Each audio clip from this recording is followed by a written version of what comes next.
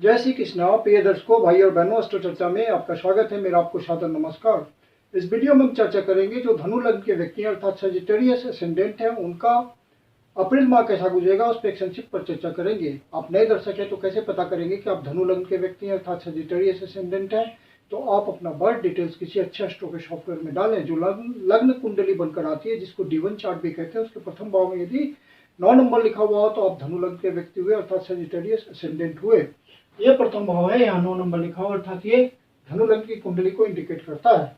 1 मार्च को जो गोचरीय परिस्थितियां हैं वो इस प्रकार है कि मंगल देव और शनिदेव तीसरे भाव पे गोचर कर रहे हैं कुंभ राशि में, और राहु देव, शनिदेव, सूर्यदेव आपके शुभ भाव पे गोचर कर रहे हैं मीन राशि में।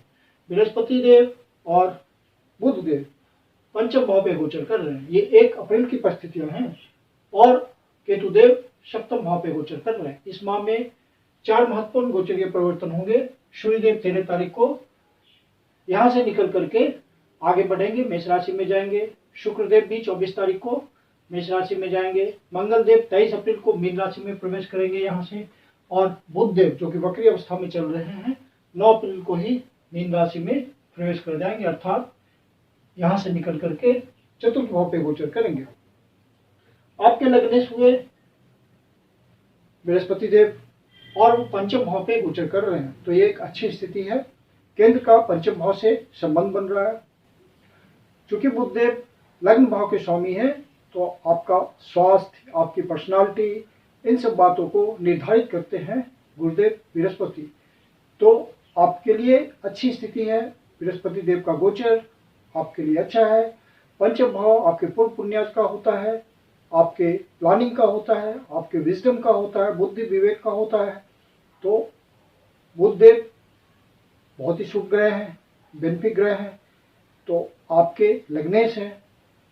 तो पंचम भाव से उनका संबंध, पंचम भाव पे गोचर आपके लिए अच्छा समय लाएगा। स्वास्थ्य संबंधी परेशानियों से आप बचे रहेंगे। छिटपुट कोई हल्का फुल्का स्वास्थ्य प्रॉब्लम हो सकता है, जैसे कफ की समस्या, कभी कभी मेंटल टेंशन, क्योंकि वक्री बुधदेव पंचम भाव पे गोचर कर रहे हैं। 9 तारीख से पहले पहले इस तरह की छोटी मोटी समस्या हो सकती है। और चूंकि बुधदेव वक्री हैं, वक्री ग्रह स्वास्थ्य संबंधी परेशानी देते हैं, तो ये किसी तरह का स्किन रोक दे सकते हैं। कोई छुटा हुआ आपका स्किन डिजीज होगा वो फिर से उभर कर सामने आ सकता है, क्योंकि वक्री ग्रह पुराने रोग को उभारते भी हैं। 9 तारीख को फिर बुधदेव यहां से निकल करके वक्री अवस्था में ही आपके शुभ भाव पे गोचर करेंगे। तो बुधदेव का वक्री होना सिर्फ आपको यह ध्यान रखने कहता है कि आप सारे डिसीजंस जल्दीबाजी में ना लें। हर निर्णय को सोच समझ के लें, टाइम दें निर्णय पे, और सबों से सलाह लेने के बाद अपना डिसीजन लें जो भी प्रॉपर है। और त्वरित निर्णय लेंगे तब निगेटिविटी आएगी, निगेटिव रिजल्ट्स आपको मिलेंगे। और जिनके भी ओरिजिनल नेटल चार्ट में बुधदेव वक्री होते हैं उनकी वाणी बहुत ही प्रखर हो जाती है और प्रखर वक्ता होते हैं, ये खास बात होती है बुधदेव की। लेकिन निर्णय वो त्वरित लेते हैं, जिसके कारण दिक्कत आती है। दूसरे भाव के स्वामी हैं शनिदेव। धन संग्रह की स्थिति शनिदेव भी बताएंगे, कैश इन हैंड शनिदेव भी बताएंगे। और शनिदेव तृतीय भाव पे गोचर कर रहे हैं, अपनी मूल त्रिकोण राशि में गोचर कर रहे हैं, जो कि एक अच्छी स्थिति है। शनिदेव का तीसरे भाव पे गोचर करना अच्छा माना जाता है, तो अपन अपने प्रयासों से धन संग्रह करने में सफल हो पाएंगे। मंगल देव भी तृतीय भाव में गोचर कर रहे हैं 23 तारीख से पहले पहले, और शनिदेव के ही हिसाब से रिजल्ट देंगे। आपके पंचम भाव के स्वामी पंचमेश हैं और साथ में आपके द्वादश भाव के स्वामी है। तो स्थानांतरण गुण के कारण मंगल देव आपके लिए बेनिफिक ग्रह हो गए, तो आपको लाभ देंगे। तृतीय भाव पे भी तृतीय भाव पे मंगल देव का गोचर करना शनिदेव की तरह सुखद है। आपके प्रयासों में उत्साह बना रहेगा। रिस्क आप ले सकते हैं और सफल भी हो सकते हैं। यहाँ से फिर मंगल देव शनिदेव आपके भाग्य भाव को देख रहे हैं, तो भाग्य का भी साथ मिलेगा। जो भी आप प्रयास कर रहे हैं उसमें आपको सफलता मिलेगी। थोड़ा प्रयास आपको बढ़ाना पड़ेगा और निर्णय को सही से लेना पड़ेगा, क्योंकि विजडम के कारक बुधदेव वक्री हैं। आपके शुभ भाव में राहुदेव, शुक्रदेव और सूर्यदेव गोचर कर रहे हैं। सूर्यदेव आपके भाग्येश हैं, तो भाग्य के थ्रू आपको शुभ की प्राप्ति होगी। राहुदेव के यहाँ गोचर करने से पेरेंट्स के स्वास्थ्य में कमी हो सकती है, माता के स्वास्थ्य में कमी हो सकती है, पिता के स्वास्थ्य में कमी हो सकती है, तो इस बात का ध्यान रखिएगा। और सूर्यदेव यहाँ गोचर कर रहे हैं, तो जो डोमेस्टिक इन्वायरमेंट है उसमें किसी तरह का तनाव नहीं होना चाहिए, एग्रेशन नहीं होना चाहिए परिवार के सदस्यों के बीच। जो आपकी न्यूक्लियर फैमिली है, पत्नी है, बच्चे हैं, उनके साथ तालमेल बना के चलना है। फिर सूर्यदेव यहाँ से 13 तारीख को निकल जाएंगे और मेष राशि पे आ जाएंगे, तो फिर अच्छी स्थिति होगी और सूर्यदेव आपको लाभ की भी प्राप्ति कराएंगे। जो आपकी इनकम होगी उसको बढ़ाएंगे, कर्म क्षेत्र से आपको ज्यादा लाभ की प्राप्ति होगी, सरकारी अधिकारियों से आपका संबंध बनेगा, बड़े भाई से मदद मिल सकती है, समाज के प्रभुत्व के लोगों से किसी तरह का आर्थिक सहयोग मिल सकता है, जिससे आपको अपने काम धंधे को आगे बढ़ाने में सफलता मिलेगी। किसी न किसी तरह नए अवसर आएंगे, सरकार से आपको कोई सहयोग मिल सकता है, कोई लंबी यात्रा हो सकती है, विदेश गमन हो सकता है, या तीर्थ स्थान की यात्रा हो सकती है, सुदूर प्रदेशों की यात्रा हो सकती है, जिससे आपको किसी लाभ की प्राप्ति हो, किसी अवसर की प्राप्ति हो, किसी सुख की प्राप्ति हो, ऐसी पूरी संभावना है। शुक्रदेव शुभ भाव पे गोचर कर रहे हैं और आपके लाभ भाव के स्वामी हैं और साथ में षष्ठ भाव के स्वामी हैं। तो जो भी प्रोफेशन में लगे हुए लोग हैं, जो नौकरी करते हैं, उनको अपने काम धंधे से, अपने प्रोफेशन से किसी नए अवसर की प्राप्ति हो सकती है, नए क्लाइंट मिल सकते हैं, धन की वृद्धि हो सकती है, संचित आय में वृद्धि हो सकती है, इनकम बढ़ सकती है। जो दूसरे को सॉल्यूशन प्रोवाइड करते हैं, किसी तरह का झगड़े का निपटारा करते हैं, लॉयर हैं, सर्जन हैं, पुलिस सेवा में हैं, या किसी भी तरह के झगड़े का निपटारा करते हैं, तो उनको नए अपॉर्चुनिटीज मिलने की संभावना है। जो स्टूडेंट कंपटीशन की तैयारी कर रहे हैं, जिनकी पढ़ाई कंप्लीट हो चुकी है, जो नौकरी के लिए प्रयास कर रहे हैं, इंटरव्यूज दे रहे हैं, उनके लिए ये महीने का गोचर अच्छा होगा।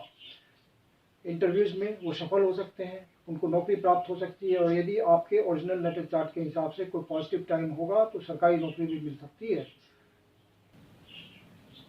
संतान प्राप्ति के लिए ये बढ़िया समय होगा, और जो लेडी प्रेग्नेंट हैं उनके लिए बढ़िया सुखमय समय है, शुभ न्यूज की प्राप्ति होगी। जो प्यार मोहब्बत पे लगे हुए लोग हैं उनके लिए भी बढ़िया समय है, अंडरस्टैंडिंग बहुत अच्छी बनेगी, रिलेशन बहुत हार्टपूर्ण होगा, एक दूसरे के प्रति एडजस्टिंग नेचर होगा और आप इस टाइम को एंजॉय करेंगे। यदि जो अविवाहित लोग हैं उनका भी इस समय बात बन सकती है, कोई रिलेशन फिक्स हो सकता है या लव मैरिज की संभावना बन सकती है। जो शेयर मार्केट के धंधे में हैं उनके लिए भी ये समय अच्छा होगा, सारे डिसीजन यदि सोच समझ के लिए वो, तो उनके लिए बढ़िया समय जाएगा, अच्छा इनकम करेंगे। जो किसी कला से जुड़े हुए हैं उनको नए अवसर की प्राप्ति हो सकती है, स्पोर्ट्स इंडस्ट्री से जुड़े हुए हैं उनको भी नए अवसर की प्राप्ति हो सकती है।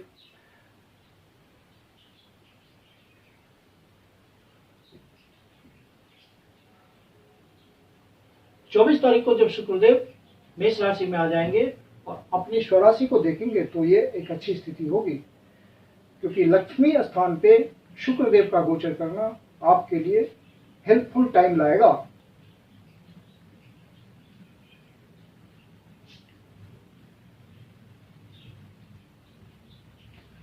मंगल देव तीसरे भाव पे गोचर करते हुए, चूंकि पंचम भाव के स्वामी हैं और 12वें भाव के स्वामी हैं, तो जो स्टूडेंट बाहर जाना चाहते हैं पढ़ने के लिए उनके लिए बढ़िया समय होगा। जो एक्सपोर्ट इंपोर्ट के धंधे में है, बाहर से संबंध बना के चलते हैं, बाहर मीटिंग्स करते हैं, या देश के भीतर सुदूर प्रदेशों में उनका रिलेशंस है, वहाँ मीटिंग्स करते हैं, अपनी कोई प्लानिंग करते हैं, नया वेंचर खोलते हैं, उन सब के लिए ये गोचर बढ़िया होगा।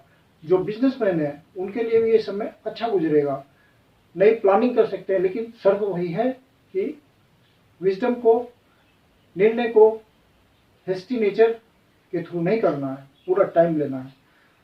मैरिटल रिलेशन के प्रति भी आपका समय अच्छा कटेगा। लाइफ पार्टनर के प्रति आप थोड़ा सावधान रहेंगे, स्वास्थ्य संबंधी किसी तरह की कमी हो सकती है, मानसिक तनाव बढ़ सकता है, तो इस बात का आप ध्यान रखिएगा। बाकी समय बहुत ही आनंद पूर्वक गुजरेगा। केतुदेव आपके 10वें भाव पे गोचर कर रहे हैं, तो जब तक केतुदेव 10वें भाव पे गोचर कर रहे हैं तो आप अपने जॉब पे कंसंट्रेट कीजिएगा, लापरवाही नहीं बरतनी है, जॉब चेंज करने का नहीं सोचना है जब तक आपको कोई बढ़िया जॉब कंफर्मेशन के साथ ना मिल जाए।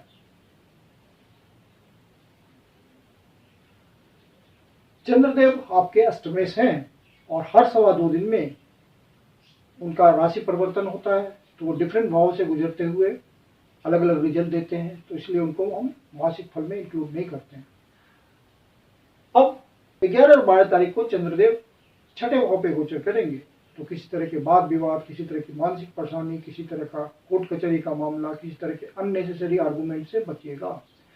जो सीनियर सिटीजन है उनको अपने विशेष ध्यान रखना है स्वास्थ्य का, मेडिकेशन, मेडिटेशन, योगा, एक्सरसाइज, इन सब बातों के थ्रू अपने आप को फिट रखें।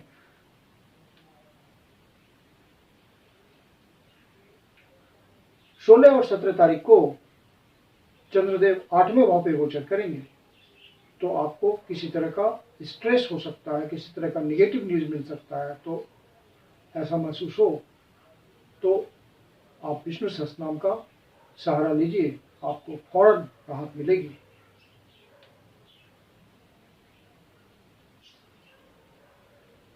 26 और 27 तारीख को आपका खर्चा बढ़ा हुआ हो सकता है, अपने एक्सपेंडिचर को कंट्रोल में रखेंगे, नहीं तो आपको आर्थिक परेशानी होगी, बजट असंतुलित हो जाएगा और अनावश्यक रूप से आप परेशान रहेंगे इन 2 दिनों, तो इसका आपको ध्यान रखना है, बजट को संतुलित रखना है।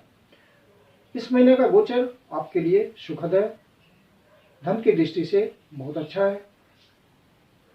मैं कुंदन शर्मा आप लोग का हार्दिक स्वागत करता हूं। यदि आपको वीडियो अच्छा लगा तो इसको लाइक करें, अपने परिचित जनों को शेयर करें, और अष्टो चर्चा चैनल पर पहली बार आए हैं, अभी तक सब्सक्राइब नहीं किया या सब्सक्राइब करना भूल जाते हो, तो आपसे विनम्र निवेदन है कि आप इसको सब्सक्राइब करें, और जिससे हमारा उत्साहवर्धन हो। यदि आपके जीवन की कोई समस्या है जिसका समाधान आप हमसे चाहते तो पर्सनल कंसल्टेशन ले सकते हैं। मेरी अपनी कंसल्टेशन शुल्क होती है।